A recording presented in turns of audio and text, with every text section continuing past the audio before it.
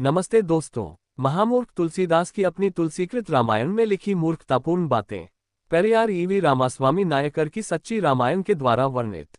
तो दोस्तों वीडियो के अंत तक बने रहिए।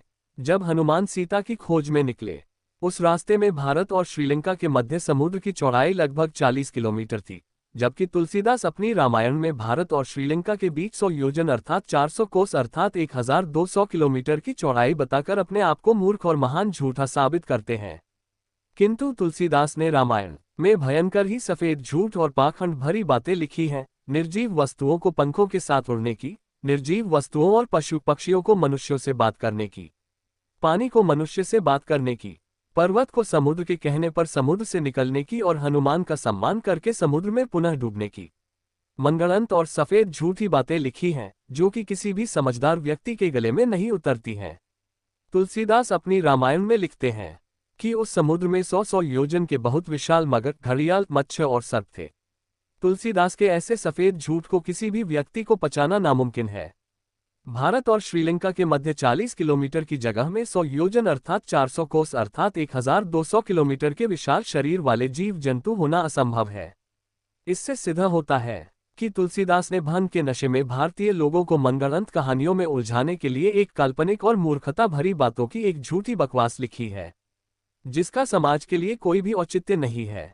ऐसी सफेद झूठों से तुलसीदास ने मूर्खतापूर्ण और दिमाग के दिवालियेपन की मानसिकता का परिचय दिया है। वाल्मीकि रामायण के सुंदरकांड 36वां सर्ग श्लोक 41 से विदित है कि जब हनुमान सीता के पास अशोक वाटिका में पहुंचे, तो उन्होंने राम के वियोग के संबंध में सीता को इस प्रकार कहा कि राम आजकल वियोग में न मांस खाते हैं, न ही शराब पी रहे हैं। इसका तात्पर्य ये हुआ कि राम ने सीता के वियोग में मांस खाना और शराब पीना बंद कर दिया था, अर्थात राम मांस और शराब भक्षी थे।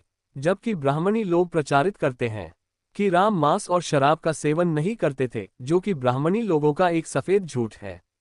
इसके साथ ब्राह्मणी लोगों का ये भी सफेद झूठ है कि हनुमान ने लंका दहन किया था। ब्राह्मणी लोगों ने झूठ और पाखंड का जाल बिछाकर भारतीय लोगों को सार्थक जीवन नहीं जीने दिया। इन लोगों ने झूठ और पाखंड के नाम पर भारत के अशिक्षित और आस्थावादी शिक्षित लोगों को अभी तक खूब मूर्ख बनाया है। ये लोग रावण की सोने की लंका की, हनुमान के उड़ने की, राम सेतु इत्यादि की मनगढ़ंत कहानियों से भारतीय लोगों को भ्रमित करते रहे हैं। ये भारतीय लोगों को अखंड विश्वास दिलाते हैं कि सोने की लंका को हनुमान ने जला दिया था, जबकि सोना एक कीमती और ठोस धातु है, आभूषण बनाने के लिए जिसे हजारों डिग्री तापक्रम पर द्रवित करते हैं। सोने से आभूषण बनाने के लिए सोने को लगभग 1064 डिग्री सेंटीग्रेड के तापक्रम पर पिघलाया जाता है।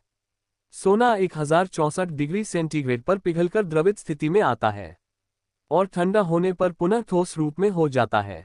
ब्राह्मणी लोगों का मत है कि लंका का निर्माण शिवजी ने लाखों वर्ष पूर्व कराया था, जबकि सोने की खोज को 5000 वर्ष और श्रीलंका में मनुष्य की उपस्थिति को 34,000 वर्ष ही हुए हैं। तो सोने की लंका का निर्माण लाखों वर्ष पूर्व किसके लिए कराया था? और वहां पर लाखों वर्ष पूर्व कोई मनुष्य जाति ही नहीं थी, तो उसका निर्माण कैसे हुआ? 5000 वर्ष पूर्व कोई सोने की खान तो थी नहीं।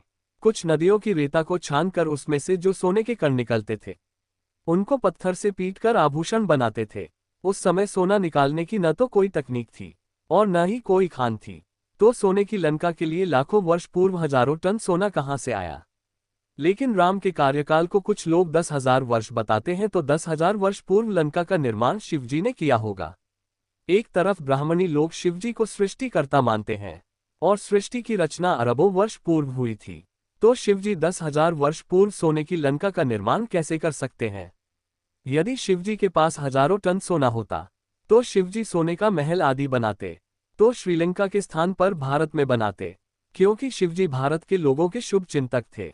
राम ने लंका में पहुंचने के लिए रामसेतु पुल का निर्माण करवाया था, तब राम लंका में पहुंचे थे। शिवजी ने लंका जाने के लिए कोई भी पुल का निर्माण नहीं करवाया था, तो शिवजी का लंका में पहुंचना असंभव था। जब शिवजी का लंका में पहुंचना असंभव था, तो सोने की लंका का निर्माण भी असंभव था। इस प्रकार शिवजी द्वारा सोने की लंका का निर्माण एक पाखंड है। ब्राह्मणी ग्रंथ और उनके लोग रावण और कुंभकर्ण के शरीर को पहाड़ जैसा बताते हैं। यदि उनके शरीर पहाड़ जैसे थे, तो उनकी लंका का आकार पहाड़ से भी विस्तृत होगा। उस पहाड़ समान सोने की लंका के निर्माण में करोड़ों टन सोना लगा होगा। इतना सोना उस समय कहां से आया? जबकि इतना सोना तो पूरे संसार में आज भी नहीं है, और उस समय सोने की कोई खोज भी नहीं थी। इससे पुष्टि होती है कि श्रीलंका में सोने की लंका का होना एक पाखंड है। ब्राह्मणी लोग कहते हैं कि हनुमान ने सोने की लंका का दहन किया था। सोने के पिघलने का तापक्रम लगभग 1064 डिग्री सेंटीग्रेड और जलने का तापक्रम लगभग 2970 डिग्री है। हनुमान की पूंछ में आग लगाने के लिए कपड़ों का प्रयोग किया गया था। किसी कपड़े को जलाकर सोने के पास ले जाए तो क्या सोना जलने लगेगा? एक अग्निकुंड में एक बंदर को डाला जाए और बंदर के वजन के बराबर सोने के टुकड़े को डाला जाए तो उसमें केवल बंदर जलेगा, सोना नहीं जलेगा। प्राणियों का शरीर अधिकतर पानी से बना होता है, जो कि 100 डिग्री के ऊपर वाष्प में परिवर्तित होने लगता है, और सोना एक धातु है जो 2970 डिग्री के तापक्रम पर गैस में परिवर्तित होता है। हनुमान की पूंछ में आग लगाने से हनुमान ही जलेगा, सोने की लंका पर कोई भी प्रभाव नहीं पड़ेगा। हनुमान द्वारा सोने की लंका नहीं जलने के कारण उसका अस्तित्व लंका में होना चाहिए।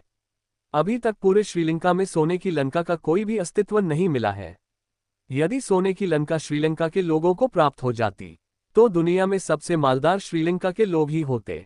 यदि सोने की लंका में हनुमान द्वारा आग लगती तो सोने का तापक्रम लगभग 3000 डिग्री होता और उससे सोने की ऑक्साइड गैस वायुमंडल में मिलती और वायुमंडल में ऑक्सीजन की मात्रा समाप्त हो जाती। 3000 डिग्री तापक्रम के वातावरण में कोई प्राणी जीवित नहीं रह सकता था।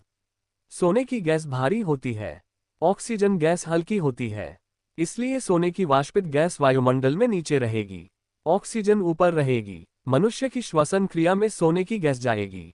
सोने की भाप से मनुष्य सेकंडों में पिघलकर राख में परिवर्तित हो जाएगा और वहां उपस्थित सभी लोग मर जाएंगे। परंतु लंका दहन के समय किसी श्रीलंका के राक्षस को मरते हुए नहीं बताया है। ब्राह्मणी लोगों का ये पाखंड अनपढ़ और आस्थावादी पढ़े लिखे मूर्ख लोगों तक ही चल सकता है। बुद्ध और भीम के विज्ञानी लोगों पर नहीं चल सकता।